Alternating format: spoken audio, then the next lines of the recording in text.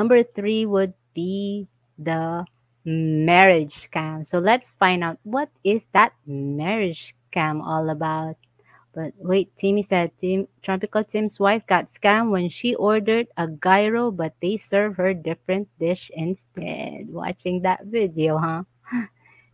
Yes. So yeah. So the marriage scam. So what is the marriage scam? The scammer in the marriage scam can be male or female. So in this scam, someone using picture of an attractive young woman will send you a message in a dating website or app.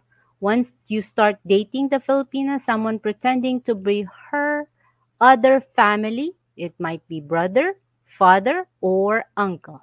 Again, it's one of the family members that will email you about arranging your marriage for fee. So they're gonna offer, hey, as soon as you pay the price, the relative and the woman will disappear.